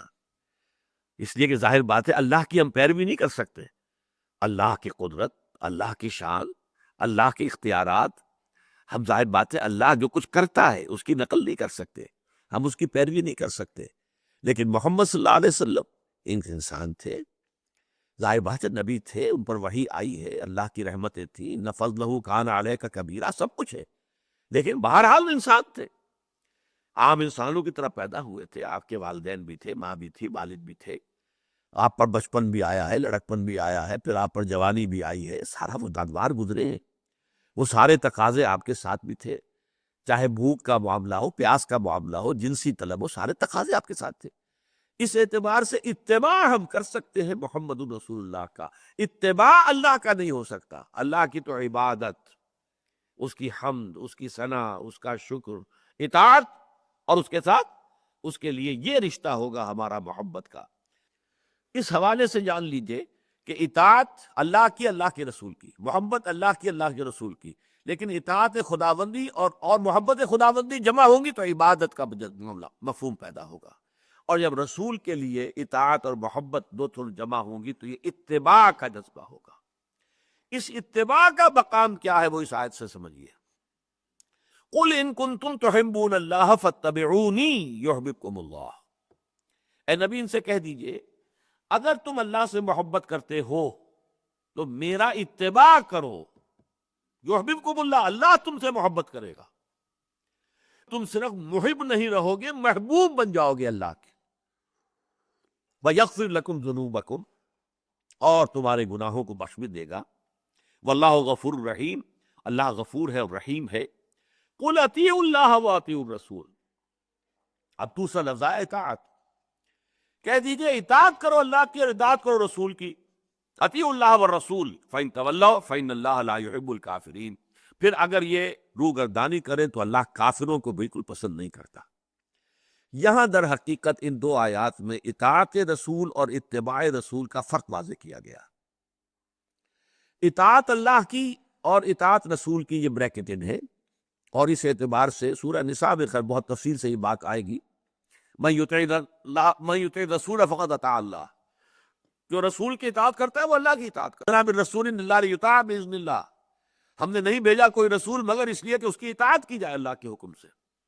اطاعت رسول تو گویا کہ اسلام کا لازمی تقاضا ہے، اگر یہ نہیں کرتے تو اسلام نہیں ہے بلکہ پھر وہ کفر رہ جائے گا۔ فَإِن تَوَلَّوْا فَإِنَّ اللَّهَ لَا يُحِبُّ الْكَافِرِينَ، اگر یہ روگردانی کرے، یہ گردن موڑ لے، رخ پھیر لے، تو اللہ ایسے کافروں کو پسند نہیں کرتا۔ گویا کہ اطاعت سے انکار، اطاعت خداوندی سے اور اطاعت رسول سے انکار صلی اللہ علیہ وسلم، یہ کفر ہے۔ البتہ اطاعت اور اتباع میں فرق کیا ہے اس کو نوٹ کر لیجئے۔ دیکھیے اطاعت جو ہے وہ ہے کسی حکم پر، یہ کرو، اور آپ اسے حکم کو بجا لا رہے، یہ اطاعت ہے۔ اگرچہ اس میں بھی جو لفظ طاع ہے اگر اس کی حقیقت پیش نظر رہے تو ایک ہے زبردستی کی اطاعت، ایک ہے دلی آمادگی کی اطاعت، اس میں فرق ہے۔ طاع کہتے ہیں دلی آمادگی کو، طاعا و کرہا، یہ دو الفاظ ایک دوسرے کے مقابلے میں آتے، طاعا و کرہا۔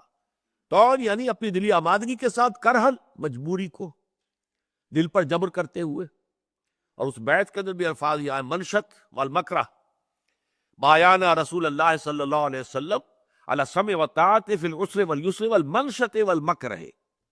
منشط وہ کیفیت ہے جس میں کہ آپ کو انشراح حاصل ہے کسی چیز پر، جو فیصلہ ہوا ہے آپ کی رائے بھی وہی تھی، لہذا آپ اس پر عمل کرتے ہیں تو بہت ہی آسانی کے ساتھ عمل کرتے ہیں، اس لیے کہ وہ آپ کی اپنی رائے بھی وہی تھی۔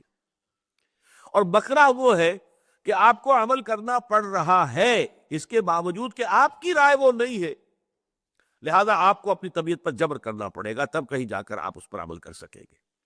تو طاعن و کرہن جو ہے، یہ دو قرآن مجید میں کئی بار یہ الفاظ آئے ہیں۔ اللہ نے آسمانوں اور زمینوں کو حکم دیا آؤ طاعن و کرہن، تو انہوں نے کہا اتینا طائعین، دونوں نے کہا ہم حاضر ہیں، بالکل آمادگی کے ساتھ حاضر ہیں، اس میں کسی کراہت کے کا کوئی سوال پیدا نہیں ہو۔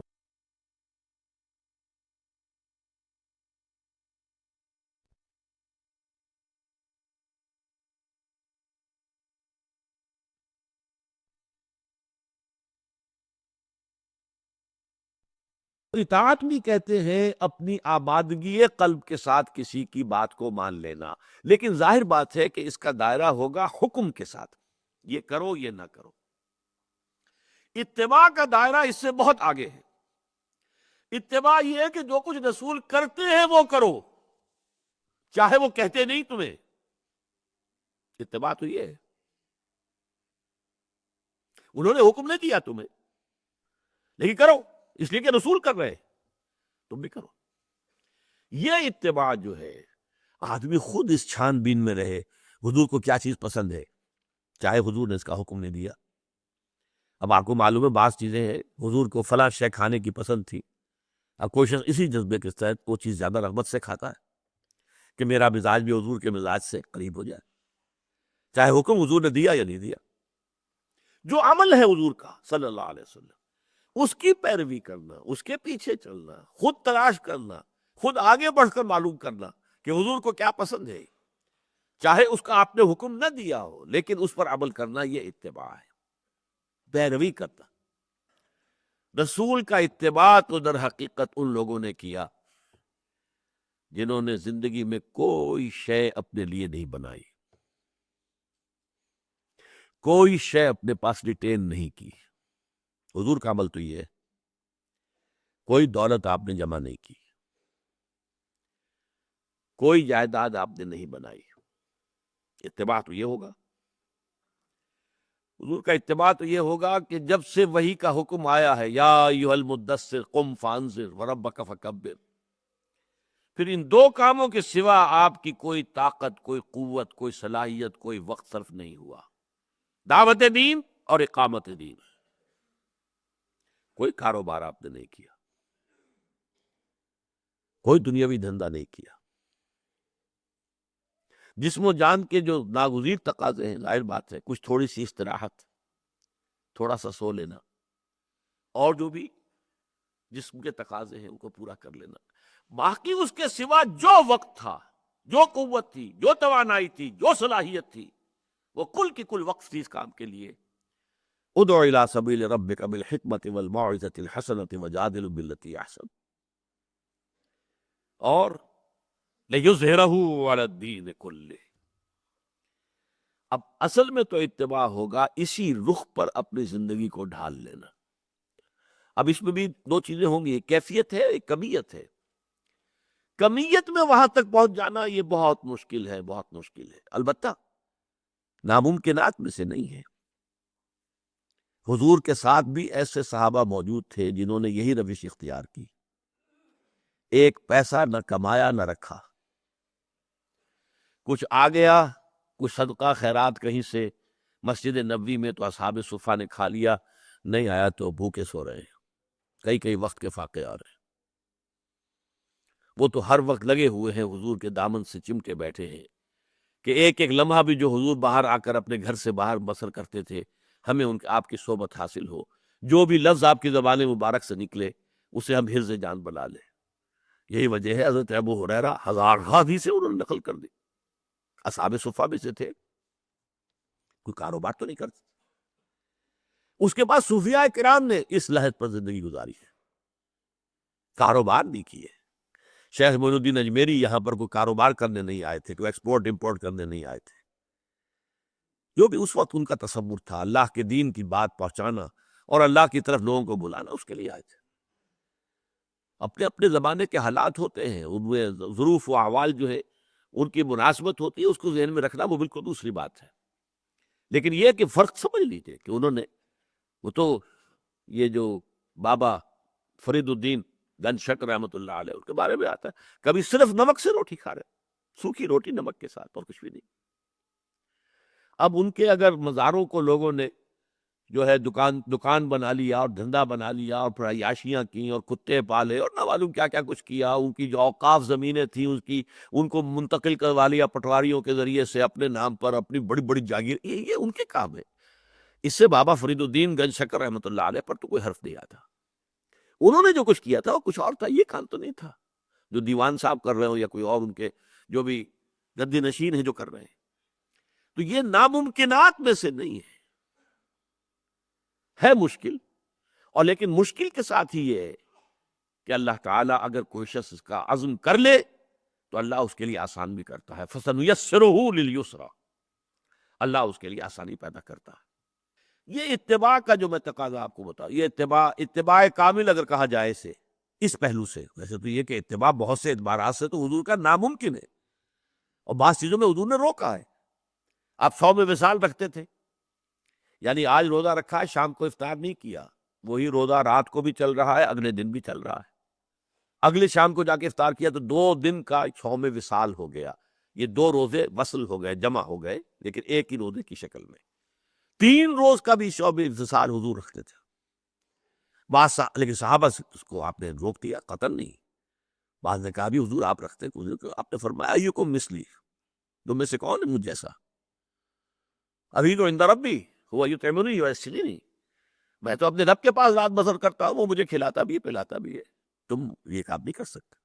تو بعض چیزیں وہ جن پر روک دیا، آپ اتباع نہیں کر سکتے ان حضور کا صلی اللہ علیہ وسلم۔ صوم وصال اس کی بہت بڑی مثال ہے، لیکن یہ شے ناممکن نہیں ہے۔ لیکن یہ تو ممکن ہے کہ بیشتر اور بہتر وقت اس کام کے لیے صرف کر دیا جائے، یہ تو ممکن ہے، اس میں ہرگز کوئی، یعنی اس رخ پر تو زندگی ہو، دعوت دین اور اقامت دین کی جد و جہد جو ہے وہ شامل تو ہو جائے آپ کے پروگرام میں، اور اس کو پھر یہ کہ جیسے جیسے اللہ تعالیٰ توفیق دے، ہمت دے، اس کے اندر بڑھوتری ہوتی رہے۔ آپ ادھر سے لیں گے تو ادھر ڈالیں گے، ادھر سے کچھ وقت جو ہے نکالیں گے، جس کو تبلیغی جماعت کے لوگ کہا کرتے ہیں، بڑی پیاری اصطلاح انہوں نے ایجاد کی ہے، تفریغ اوقات، وقت کو فارغ کرنا۔ وقت آپ کا پورا آکوپائیڈ ہے، دنیا کی جد و جہد ہے، کاروبار ہے، یہ ہے وہ ہے، پوری طرح وقت جو ہے وہ آکوپائیڈ ہے، اس میں سے نکالنا ہوگا وقت، تفریغ اوقات، فارغ کرنا، تب ادھر سے نکالیں گے تو ادھر ڈالیں گے، ادھر اس وقت کو صرف کریں گے۔ اتباع کا کوئی سوال اس کے بغیر نہیں ہے۔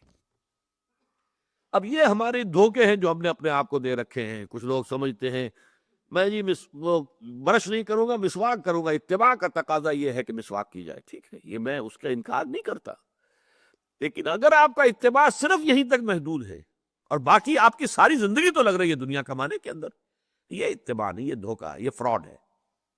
یخادعون اللہ والذین آمنوا وما یخدعون الا انفسهم، یہ تو پھر دھوکہ ہے جو اللہ کو اور اہل ایمان کو دینے کی کوشش کی جا رہی ہے۔ اور اس میں یہ کہ یہاں پر جہاں قلم رکھا جاتا ہے وہاں مسواک کھڑی ہوئی ہے، کہ گویا کہ ہمارا یہ علم ہے، یہ نشان ہے ہمارا، یہ امتیازی ایک نشانی ہے۔ یہ چیزیں نہیں ہیں، اتباع تو یہ ہے ان صلاتی و نسکی و محیای و مماتی للہ رب العالمین۔ اور اسے بھی دے اللہ ہمت دے، آخر انسانوں ہی میں سے صوفیاء کرام تھے، کوئی وہ جنات میں سے نہیں تھے، کوئی فرشتوں میں سے نہیں تھے، امتی تھے۔ اب طریقہ کار کا معاملہ جو وہ ایک علیحدہ بات ہے، لیکن یہ کہ بہرحال انہوں نے یہ کیا کہ جو بھی کچھ تھی اپنی پونجی، توانائی، قوت، صلاحیت، محنت اور وقت، اس کی پوری پونجی کو لگایا اسی کام کے لیے۔ لیکن یہ کہ اس درجے تک وہ بھی اللہ تعالیٰ آخر فَسَنُيَسِّرُهُ لِلْيُسْرَىٰ، آپ قدم تو اٹھائے، آغاز تو کرے، فیصلہ تو کرے، بسم اللہ تو کرے، اس کے بعد اللہ تعالیٰ راستے کھولنے والا ہے۔ تو یہ جو اطاعت اور اتباع کا فرق ہے وہ اس مقام پر، اور قرآن مجید میں یہی مقام ہے واضح طور پر کہ جو ان دونوں چیزوں کو اس طرح یکجا کر کے بیان کر رہا ہے۔ قُلْ اطیعوا اللہ والرسول، کہہ دیجیے اطاعت کرو اللہ کی اور رسول کی۔ اس سے تو سرتابی کرنا کفر ہو گیا۔ فَإِن تَوَلَّوْا فَإِنَّ اللَّهَ لَا يُحِبُّ الْكَافِرِينَ، پھر اگر وہ روگردانی کرے تو اللہ کو کافر پسند نہیں ہے بالکل۔ یہ تو گویا کہ کفر ہے حقیقی اعتبار سے، چاہے معنوی اعتبار سے نہیں، وہ مسلمان ہی رہتا ہے، شریعت کے احکام کی خلاف ورزی بھی کر رہا ہے، وہ تو ٹھیک ہے۔ امام ابو حنیفہ کا رحمۃ اللہ علیہ یہ مقولہ بالکل صحیح ہے کہ گناہ کبیرہ سے بھی کوئی شخص کافر نہیں ہوتا، اسلام کے دائرے سے نکلتا نہیں ہے۔ زانی بھی ہے، آپ نے اس کو رجم بھی کیا ہے، پھر بھی اس کی نماز جنازہ آپ پڑھیں گے کہ تھا مسلمان وہ، اور چاہے کسی کا چور کا ہاتھ کٹا ہے، ٹھیک ہے، سزا اسے دیگے، مسلمان ہے وہ۔ تو مسلمان ہونا اور ہے، لیکن معنوی طور پر یہ کفر ہے کہ آپ اللہ کی یا اللہ کے رسول کی اطاعت سے سرتابی کرے، یہ کفر ہے۔ البتہ اس سے اونچا درجہ ہے اتباع کا، حضور کا اتباع۔ اور اس میں دیکھیے قُلْ إِن كُنتُمْ تُحِبُّونَ اللَّهَ فَاتَّبِعُونِي، کیونکہ ایمان کا تقاضا ہے یہ ہم پڑھ چکے ہیں، سورہ بقرہ میں آ چکا ہے، وَالَّذِينَ آمَنُوا أَشَدُّ حُبًّا لِلَّهِ، ایمان کے لازمی تقاضوں میں سے ہے۔ جو لوگ حقیقت المومن ہیں ان کی شدید ترین محبت اللہ کی ذات کے ساتھ ہوتی ہے، اشد، وَيَوْمَ الْقِيَامَةِ يُرَدُّونَ إِلَىٰ أَشَدِّ الْعَذَابِ، قیامت کے دن وہ جھونک دیے جائیں گے شدید ترین عذاب میں، اشد، وہی اشد کا لفظ یہاں آیا ہے، وَالَّذِينَ آمَنُوا أَشَدُّ حُبًّا لِلَّهِ، اللہ کی محبت۔ لیکن اللہ کی محبت جو ہے اس کا تقاضا پھر در حقیقت اتباع رسول ہے۔ قُلْ إِن كُنتُمْ تُحِبُّونَ اللَّهَ، اے نبی کہہ دیجئے ان سے اگر تم محبت کرتے ہو اللہ سے، یعنی اگر تم حقیقتاً مومن ہونے کے مدعی ہو فاتبعونی، تو میری پیروی کرو، میرے نقش قدم پر چلو، امیٹیٹ می، میری نقالی کرو. یہ امیٹیشن محمد کی صلی اللہ علیہ وسلم، نقش قدم پر چلنا. اس کی مثالیں اگرچہ وہ چیزیں جو ہے ایک اعتبار سے صرف جذباتی ان کی حیثیت ہے، لیکن مثال کے طور پر عرض کر رہا ہوں کہ ایک صحابی نے کہیں باہر سے آئے تھے، دیہاتی بدو، ایک ہی مرتبہ حضور کو دیکھا اور اس وقت حضور کے کرتے کے بٹن جو ہے وہ کھلے ہوئے تھے. انہوں نے پھر ساری عمر اپنے کرتے کے بٹن لگائے نہیں. انہوں نے حضور کو اسی حال میں دیکھا تھا، اسی حال کو انہوں نے اپنے اوپر لازم کر لیا، کوئی حکم تو نہیں تھا اس میں. یا حضور ایک سفر کے دوران ایک خاص درخت کے نیچے سے ہو کر گزرے تھے. عبداللہ ابن عمر رضی اللہ تعالیٰ عنہ پھر اہتمام کرتے تھے، جب کبھی ادھر سے گزر رہا ہوتا تو اس درخت کے نیچے سے ہو کر گزرتے تھے. حالانکہ یہ چیزیں جو ہے کہ کوئی اہمیت نہیں دین میں، لیکن ایک نفسیاتی اور جذباتی کیفیت، ایموشنل، اور ضروری یقیناً حضور کے ساتھ ایک ایموشنل تعلق جو ہے وہ مطلوب ہے، پسندیدہ ہے، مقصود ہے. صرف ایک منطقی نہیں، صرف قانونی اور دستوری نہیں، جذباتی، قلبی ایک کیفیت نفسیاتی. یہ کیفیت جو ہے یہ ہونی لازم ہے. محمد رسول اللہ صلی اللہ علیہ وسلم، یہ ہمارے سورہ حجرات کے درس کا ایک لازمی حصہ ہے کہ ہماری اجتماعی زندگی کے دو ستون ہیں. ایک ستون ہے اللہ اور اس کے رسول کے احکام کی پابندی، لا تقدموا بین یدی اللہ ورسولہ، اور دوسرا ستون ہے اللہ کے رسول کی محبت اور احترام اور ادب اور تعظیم. لا ترفعوا اصواتکم فوق صوت النبی ولا تجهروا له بالقول كجهر بعضکم لبعض ان تحبط اعمالکم وانتم لا تشعرون. کبھی اپنی آواز کو نبی کی آواز سے بلند نہ کر بیٹھنا.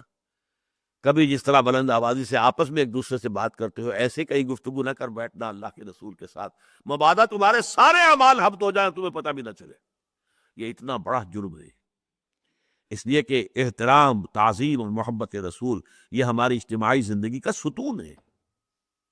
بلکہ میں نے تو اس کے لیے جو مثال جو وضع کی ہے وہ بہترین ہے کہ دائرہ ہے، دائرے کا ایک مرکز ہے، دائرے کا ایک یہ سرکمفرنس ہے. دائرہ ہماری اجتماعی زندگی کا یہ سرکمفرنس ہے، اللہ اور اس کے رسول کے احکام.